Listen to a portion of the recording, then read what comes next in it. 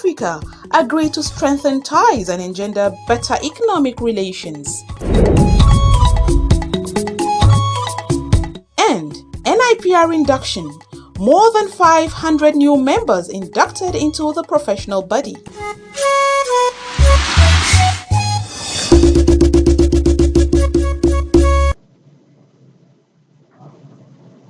A very good evening and thank you very much for joining us on the news at 7 on Nta Channel 5 Abuja.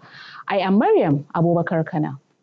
Nigeria and South Africa have agreed to strengthen ties and engender better economic and bilateral relations between the two African giants.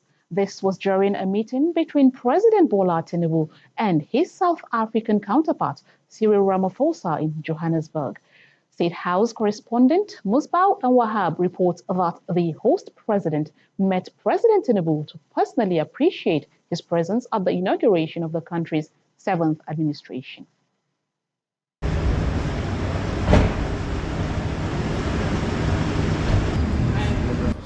Just a day after his swearing in for his second term in office, the newly inaugurated South African President Cyril Ramaphosa left his seat of power in Pretoria to visit President Bola Tinubu in Johannesburg.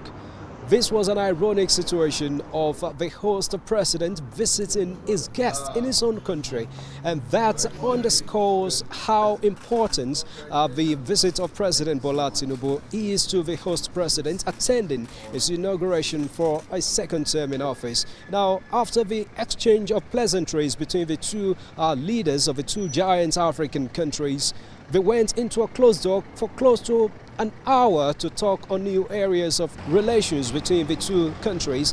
Their discussions focused on economic, bilateral and democratic collaborations between the two African giants, and of course how to provide the necessary leadership for the rest of the continent. Let's take a listen to the two leaders. Forming a government of national unity to stabilize the polity, and that is coming at a very challenging time for the rest of us in Africa to really come up with collaborative economics that will help our downtrodden and vulnerable people. But for me, what matters in trade relations between our two countries to address the challenges that our two countries face. The holiest day of the Islamic Hijri lunar year. This year, about 2 million pilgrims will converge on Arafah, and the elderly, who make up 53% of all pilgrims, will have a sigh of relief. Saudi Arabia came up with this technology made from recycled rubber from tires in asphalt mixtures to reduce pressure on the ankles and feet. 70-61, so it's 10 degrees less. Old age people, as they walk, with something to make it easy for them to walk. So this area, about 700,000 pilgrims go back and forth on this area. So the sensors allows us to see this year how much strain from the 700,000 is going to impact. Maybe next year we have to make it thicker. Meanwhile, all tents at Arafah have been erected for pilgrims who will be coming from Mina for the Hajj climax, as journalists inspect what has been put in place ahead of the important religious rite.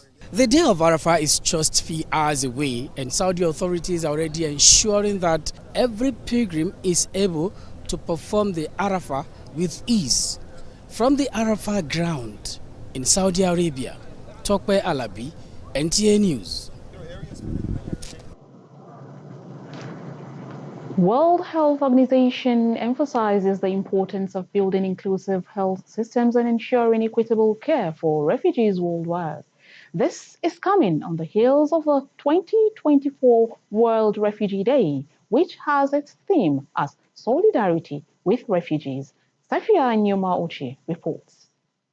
Seeking refuge in another land is oftentimes out of fear of political persecution, economic factors, or due to natural or man-made disasters.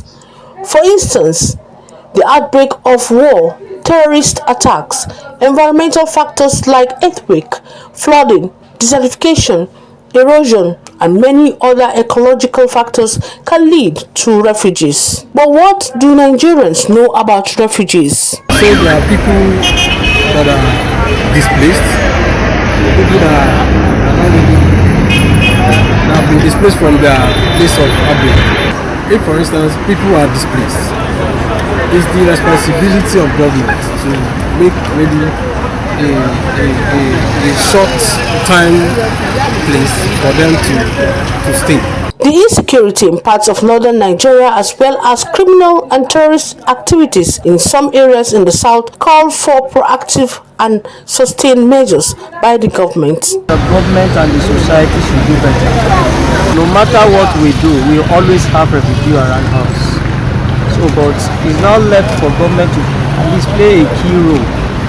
If there is enough accommodation, at least it will save most of those people living outside or homeless. For many years, refugees from Borno and neighboring states seek shelter in the FCT due to high insecurity in those areas. Many say they lack social amenities. As refugees continue to face the reality of forced displacement, history has it that 149 countries have agreed to provide refugees with protection under the 1981 Refugee Convention. Sophia Noma Uche, NTA News.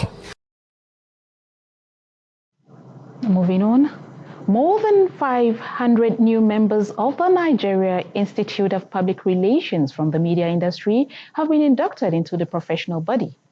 Elizabeth Omori reports that the Minister of Information and National Orientation, Muhammad Idris, who was represented at the ceremony, enjoined the inductees to abide by the ethics of the public relations profession as catalysts for positive change and development. And uphold its code of ethics. A declaration of their commitment to shaping a healthy, transparent, and transformed society. Towards the profession, we've been taught how to manage crisis. The Minister of Information and National Orientation, in his message to the inductees, urged them to bring back trust to public institutions. You have a dual role of not just representing your organizations, but also going forcefully to speak positively, write forcefully about your own country. The essence of enforcement and compliance is not for prosecution, neither is it for persecution. It is to do things well. As you join the profession, you would acquit yourselves honorably, in line with the ethics of the profession. Muhammad Kudu Abubakar, in his paper on ethics, noted that enforcing the NIPR Act is sacrosanct. Encourage the free circulation of public information and preserve the integrity of channels of communication. We will expect inductees to be alert, to be part of our enforcement drive. The second phase of the special Diamond Anniversary induction will hold on the 11th of July 2024. Elizabeth Omori, NTA News. There are high expectations and hopes from farmers every year for bumper cropping season as the rain sets in. But what are the implications of the consistent and high volume of rain during the planting season? In this report, Tessie Omiri tells us more. The rains are here again and farmers are busy planting and of course clearing the fields in anticipation of a bumper harvest as they contribute in achieving food security in the country. It's few weeks into the rainy season in most parts of the north-central region, including Abuja, as the frequency of downpour increases. With excitement, this family and other farmers are busy clearing the land and planting crops like maize, groundnut, among others, considered as early crops for the season.